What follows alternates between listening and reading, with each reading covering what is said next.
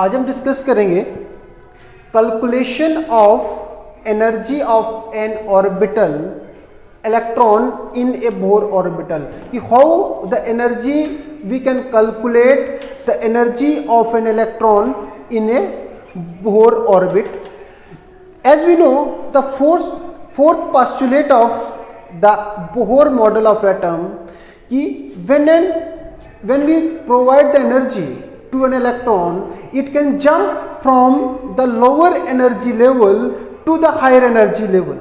The lower energy level is called ground state and higher energy level is called excited state. Now, the change in energy is represented by delta E. Delta E, suppose an electron can jump from the n orbit Ni to n final orbit, that is Nf. The change in energy is given by E final minus E initial. Suppose an electron can jump from the initial orbit Ni to the final orbital, that is Nf. The change in energy is given by Ef minus Ei. This is the relation number 1. Now, according to the Planck's theory of radiation,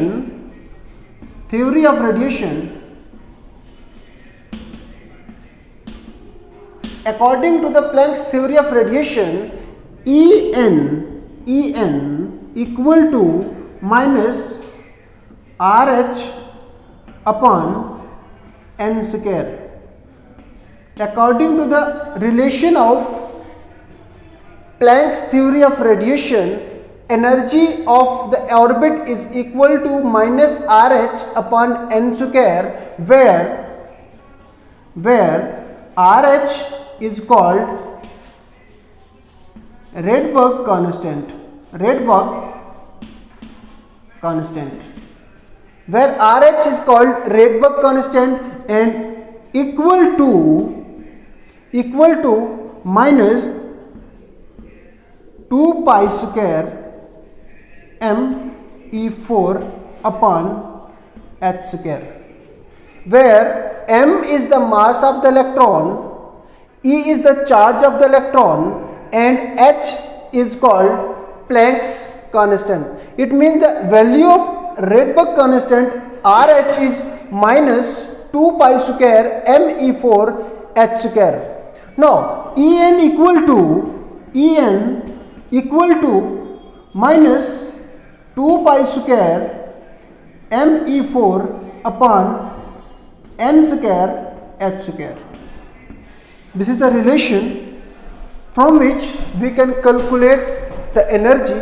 Suppose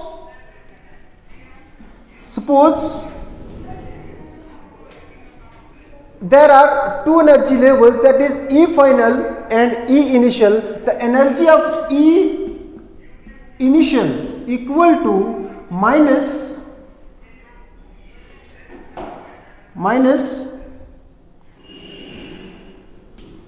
RH 1 by n initial square, and E final equal to minus RH 1 upon n f square.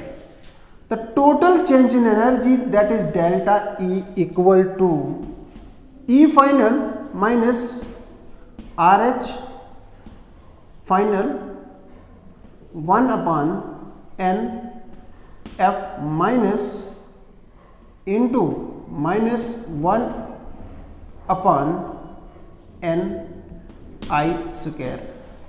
Minus plus, therefore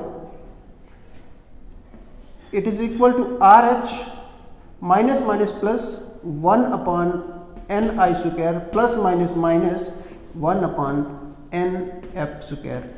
And this relationship can be used to calculate the change in energy of an electron in nth orbit. Now, the second one is Bohr calculation of Bohr radius. According to Bohr, the radius, suppose Rn is the radius of an orbital, it can be calculated by relation, that is n square h square upon 2 pi square m e square. This is the relationship of Bohr radius, that is n square h square upon 4 pi square, or Rn equal to a naught n square, where a naught equal to h square upon 2 pi square m e square. Suppose for hydrogen, n is the nuclear charge,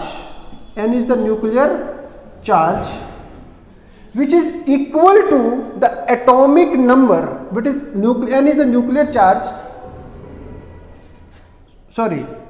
n is the number of orbit,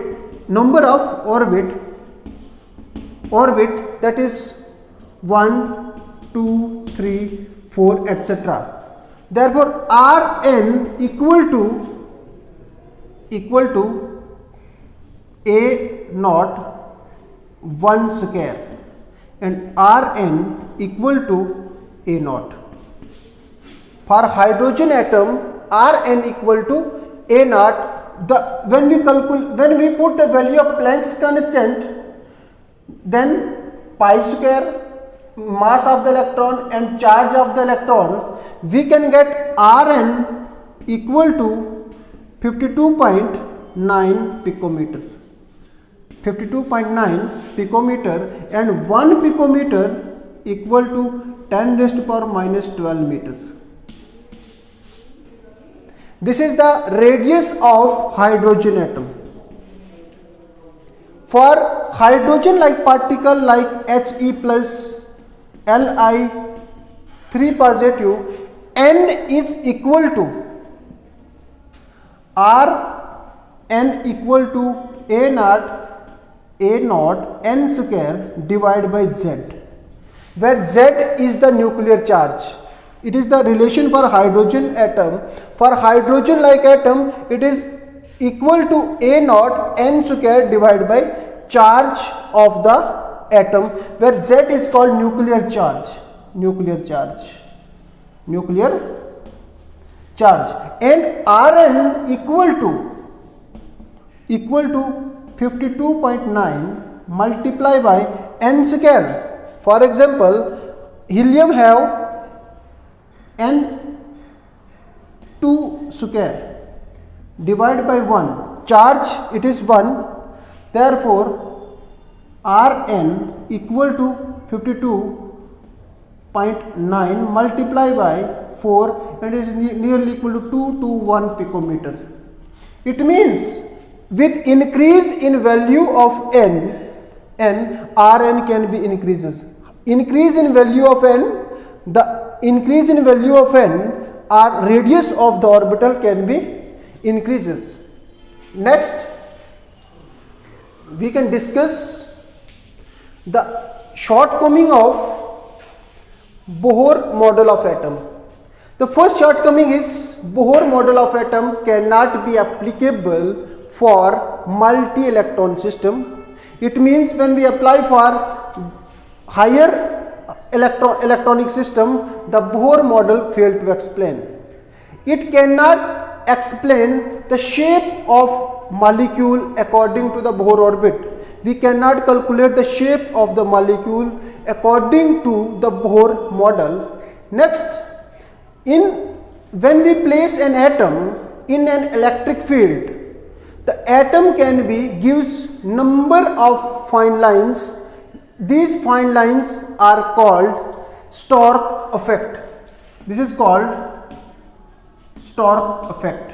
When we place an atom in an electric field, each atom can be further break down into number of fine lines, and this is called Stark effect. This Stark effect cannot be explained by the Bohr model of atom. Then when we place an atom in a magnetic field, each atom can be break down into number of other fine lines called as Zeeman lines. Zeeman lines. And these Zeeman lines cannot be explained by the Bohr model of atom. And at the last, Bohr model of atom cannot explain the dual character, that is dual character why matter behaves as well as particle or wave nature and has uncertainty of the particle cannot be explained by the Bohr model of atom. I hope आपको समझ आ गया होगा. Thank you.